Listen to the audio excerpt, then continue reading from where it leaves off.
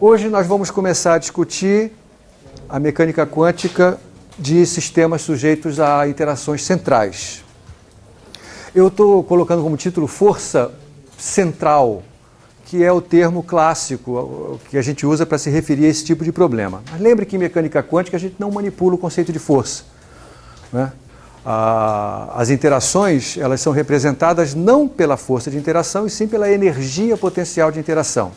Por isso que eu coloquei entre parênteses lá, potencial. Na verdade, a maneira mais correta de se referir a esse problema em mecânica quântica seria se referir a problemas que envolvam potenciais centrais.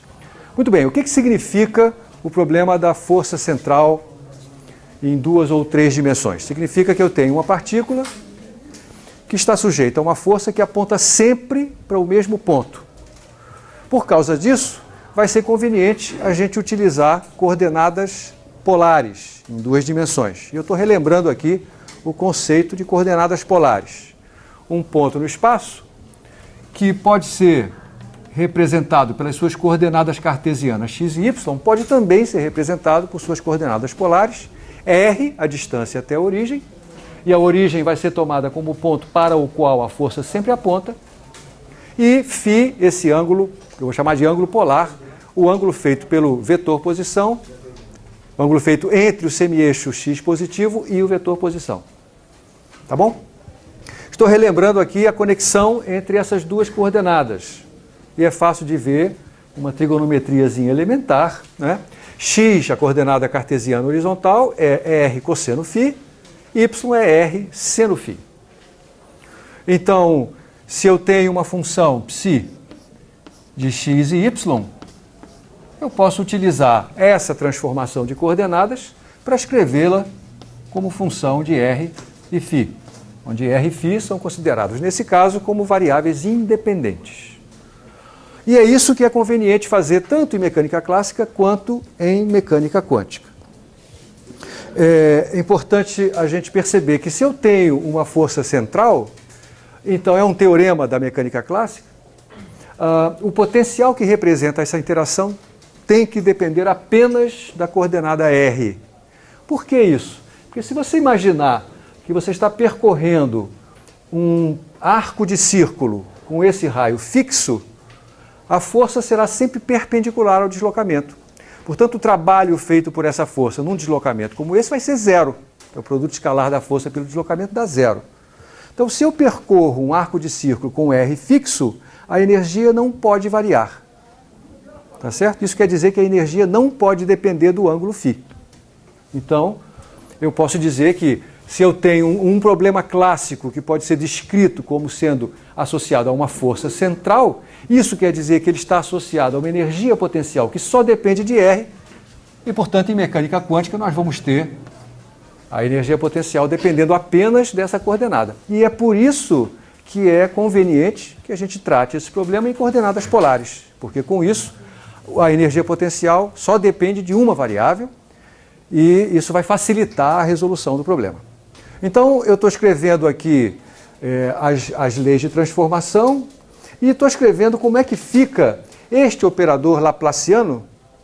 O operador laplaciano é uma maneira sintética da gente se referir à soma das derivadas segundas com relação às coordenadas cartesianas, d2 psi dx2 mais d2 psi dy2. Observe que aparece aqui a derivada segunda de psi com relação a r, a derivada segunda de psi com relação a φ, mas aparece um termo que tem a derivada primeira dessa função com relação a r. Aparece aqui 1 sobre r e 1 sobre r2, até por questões dimensionais, né? Para que a dimensão desse lado esteja certa, é necessário que a dimensão de cada parcela seja a mesma.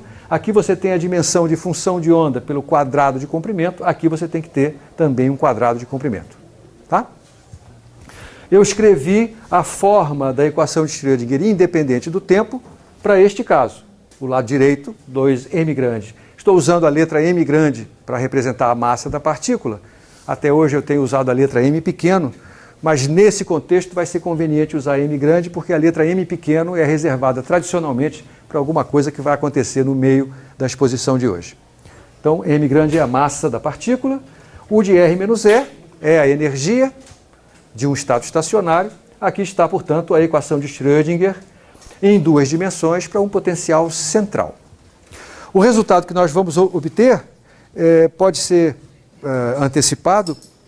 Em primeiro lugar, as energias permitidas para esse sistema vão depender de dois números quânticos. Nós já tínhamos visto isso aparecer quando, na aula passada, resolvemos o problema do poço infinito em duas dimensões. Lá também apareceram dois números quânticos e as energias dependem desses dois números quânticos. Aqui também isso vai se reproduzir.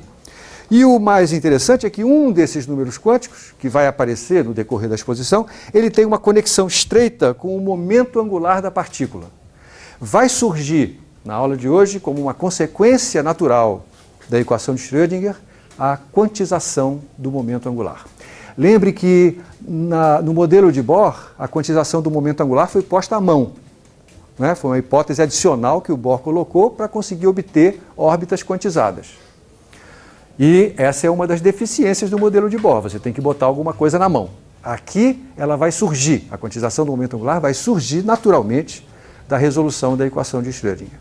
Sempre que a gente encontra uma equação diferencial parcial como essa, existe uma técnica, né, que nos permite obter soluções de maneira mais simples, eu já mencionei isso em outra aula, que é a técnica da separação de variáveis.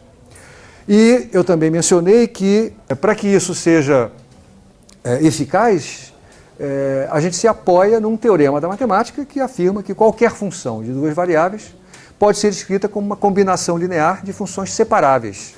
Então, o que a gente vai fazer agora é tentar obter soluções para essa equação utilizando o método da separação de variáveis. E em que consiste esse método? Ele consiste em a gente tentar encontrar soluções que sejam da forma R grande de R pequeno, Φ grande de Φ pequeno. Ou seja, a forma de um produto de duas funções de uma variável só. E a busca por soluções desse tipo é o que a gente chama de a técnica de separação de variáveis para resolver equações diferenciais parciais. Quando você fizer isso, veja, aqui vai aparecer a derivada parcial de ordem 2 daquela função com relação à variável R. Acontece que a variável R só está presente na primeira parcela, no primeiro fator. Ela não está presente no segundo. Então, com relação à derivada parcial indicada na equação de Schrödinger, Φ maiúsculo é a constante. Ela não depende de R. Então, quando eu fizer atuar essa derivada segunda sobre aquela função de onda, o resultado será R duas linhas vezes Φ. Da mesma forma, o próximo termo será 1 sobre R pequeno, R grande linha, vezes Φ, e a última parcela, 1 sobre R2, R grande Φ duas linhas. E isso tem que ser igual. Eu estou explicitando a dependência de U em R pequeno. U só depende de R pequeno, não depende de Φ. Este é o potencial central. Então, para a gente prosseguir, o que a gente vai tentar fazer é manipular essas parcelas de modo a deixar do lado esquerdo do sinal de igual uma função que só dependa de uma das variáveis. Do lado direito, alguma coisa que só dependa da outra variável. Aí a gente vai ter o mesmo raciocínio que já usamos umas duas vezes. Se eu tenho do lado esquerdo do sinal de igual uma função, digamos, de R, e do lado direito uma função de Φ, como essas duas são iguais, só tem uma possibilidade, é ambas serem iguais a uma constante. Tá certo? Então vamos lá, para obter isso eu vou dividir todo mundo por R maiúsculo, Φ maiúsculo, fico com essa forma. Já estou vendo aqui, apareceu uma única parcela envolvendo Φ, ela está multiplicada por 1 sobre R2, eu vou me livrar do 1 sobre R2 multiplicando todo mundo por R quadrado. Então isso vai ficar assim, e agora eu jogo essas duas parcelas para o lado direito. Pronto, eu obtive o que eu anunciei. Temos sinal de igual, do lado esquerdo do sinal de igual uma função que só depende de Φ minúsculo, do lado direito uma função que só depende de R minúsculo. Chegamos ao ponto onde a gente vai identificar cada um dos lados do sinal de igual com uma constante, porque essa é a única forma dessa igualdade se verificar. Aí tem um jeito bonitinho de escrever essa constante. Na verdade, a justificativa para eu escrever desse jeito vai ficar clara a posteriori. Tá? Eu poderia escrever aqui igual uma constante que eu chamo de C. Ao invés de chamar de C, eu vou chamá-la de menos m ao quadrado. E aqui aparece o símbolo m minúsculo que eu tinha anunciado que ia aparecer no meio dessa conversa.